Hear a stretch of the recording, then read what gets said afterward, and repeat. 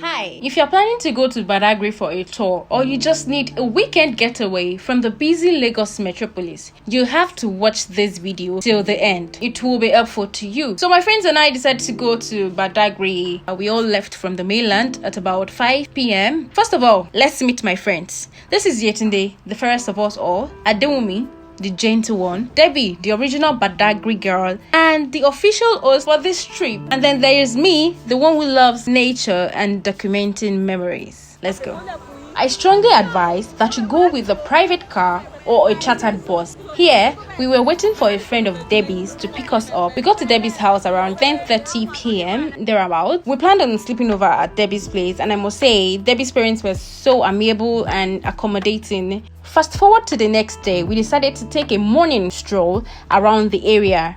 After having breakfast, we were set for the official tour of the day, and Debbie's uncle took it upon himself to be our private chauffeur for the day.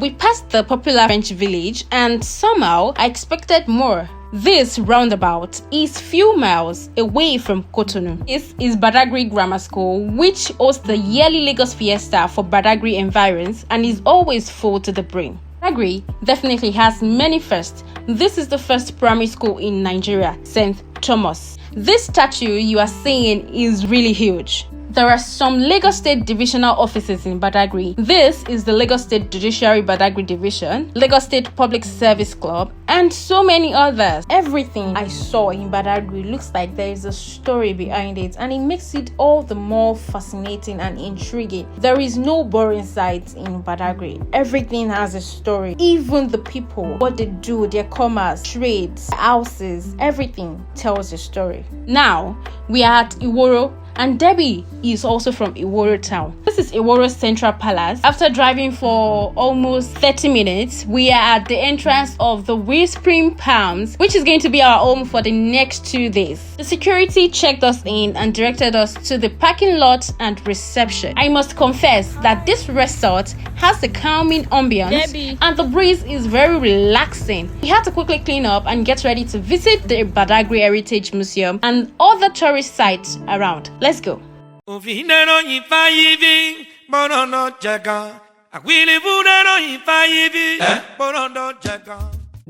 So before we started today's Waka Waka, Uncle Jide decided to take us to Amala Joint so that we'll be filled and have enough energy to go around Badagry town. And I must say, I will rate them 60 over 100. So here we are at Badagry Heritage Museum. We went into the museum where we met Suru, who will be the tour guide for today.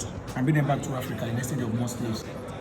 We paid a fee for entry and also a certain fee to the tour guide. The tour guide showed us how slavery began in the 14th century. Because from Europe, they came to Africa. From Africa, they came to West Indies. From here, back to this place. So you can see. The Europeans did not believe in cowries, so when they were coming to the African continent, they came with items in exchange of slaves. Items like umbrella, matches, bottle of whiskey, manila, mirror, and so on.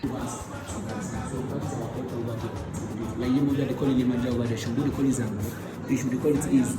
So the Yorubas, there is a state in Yoruba giving to this. There is a state in Brazil giving to Yorubas. We call it Gaza. There is a state Yoruba. It's an exchange. An umbrella costs 40 slaves, while a cannon gun can be used in exchange for 100 slaves.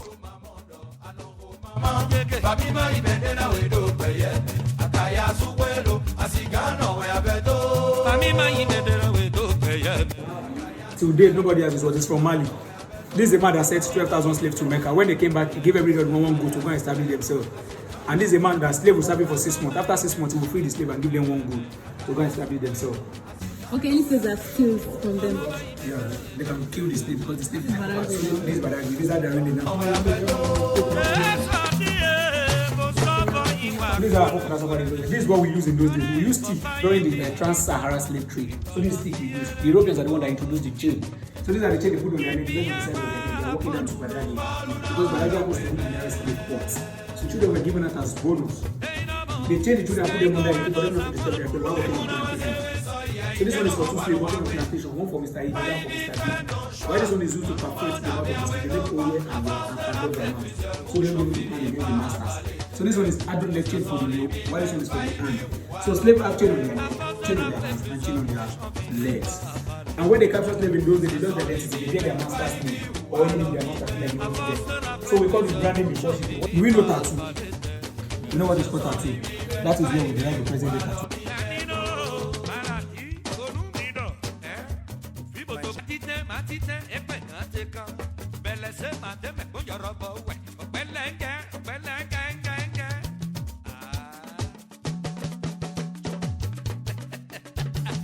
Those the West people to take water, they change their hands like this, they bend like animal to take water.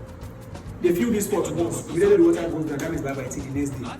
That is why when they want to take water, like 30 to 40 people come to this pot to take water at once.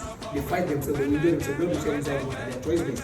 They will still take the water because we don't take water for that day till the next day.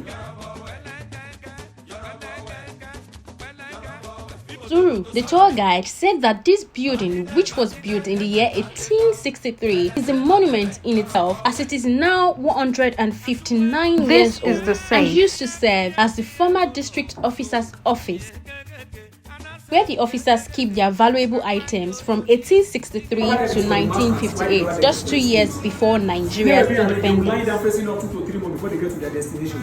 These are the they will lie down like this. The masters will come and take the dead ones. They will throw them inside the water for fish. Even though the sick ones were thrown inside the water, for them to affect the healthy ones. Is that like what they want to do? They raise up their head after it's okay, so when they were going, when shark is disturbing them, they will still throw some clay inside the water to divert the attention of the shark so they can go on their own.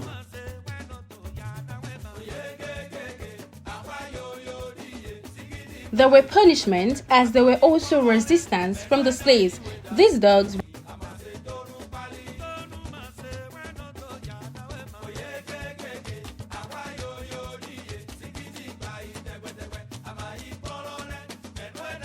Debbie, Wumi and Yetunde. To visit the first Storey building in Badagry Heritage Museum, we went ahead. The building itself is 177 years old, as the foundation was laid in 1842 and the construction ended in 1845. These red bricks were said to have been shipped from Liverpool in England. This iron corrugated sheet was also brought in 1842. We also tried to compare the quality of the building materials in the past to current times, and I must confess there was a huge difference. Total cost of the building is £325. This Ajah tree spent 350 years before falling down. It was replaced with this church building.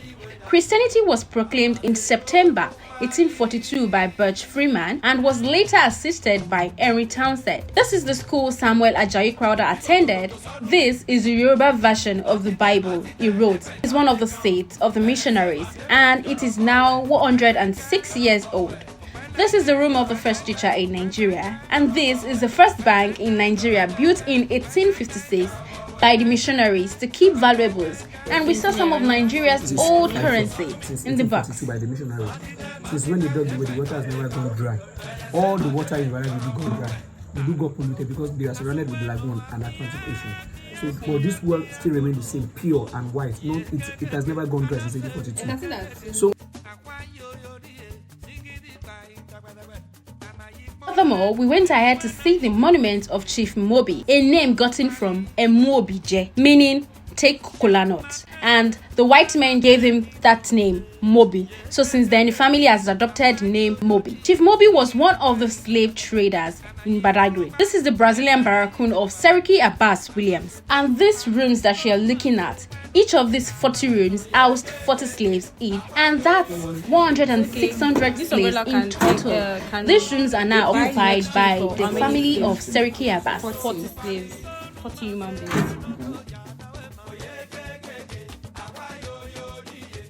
This is the only surviving umbrella collected in exchange for 40 slaves, and it is so heavy.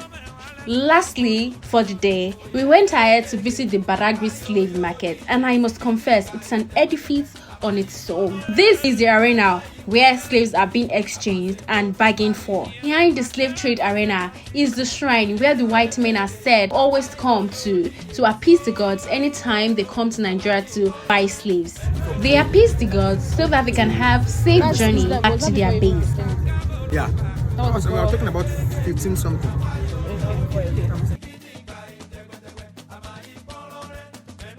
And that was how we rounded off the first day of the Badagry tour.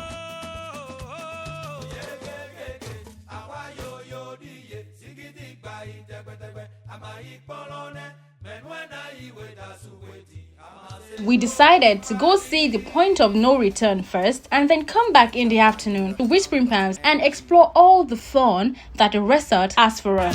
To see the point of no return, we would have to travel by water. We would have to go by a boat. I was just putting up a strong front, but my mind was just hoping that this trip was going to be over very soon. We arrived safely. We paid entry fee of 200 naira each to this man. This is the beautiful island. If you must know, the route to the point of no return is quite sandy, and I kept asking Debbie how close are we because I was getting tired already. This is the well the slaves drank from that made them lose all their memories. It's a long walk, but the rain has other plans, so we were drenched. We almost actually beat out the fun out of us, but never say never. We went ahead to have fun as much as we can before we now decided to be going to Whispering Palms to continue on the second lap of the enjoyment.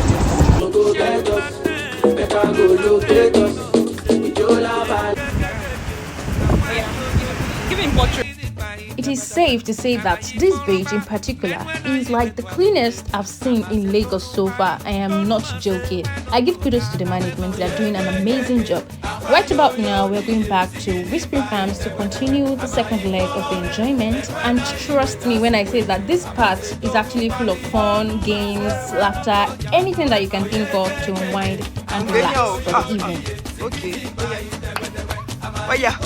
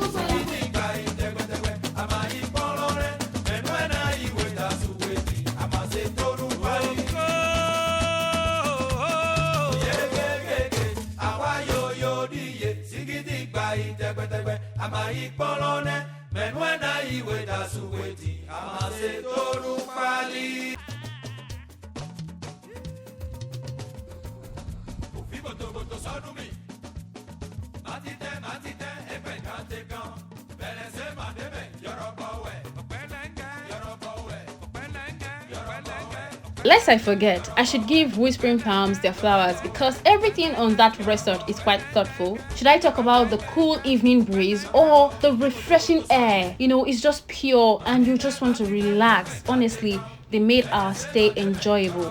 Finally, we are done with Badagry tour, but what's a Badagry tour without coconut? Thanks to Debbie's dad, we had coconuts to take home as souvenirs that we actually came to Badagry for a tour. If you have been to Badagry before or you are from Badagry, you would agree with me that one thing that is common aside coconut is the checkpoints and the roadblocks. I kept on counting and I lost count. This is the end of the video. Thank you so much for watching. And if you have been to Badagry before on a tour, if you don't mind, kindly share your experience in the comment section. Thank you.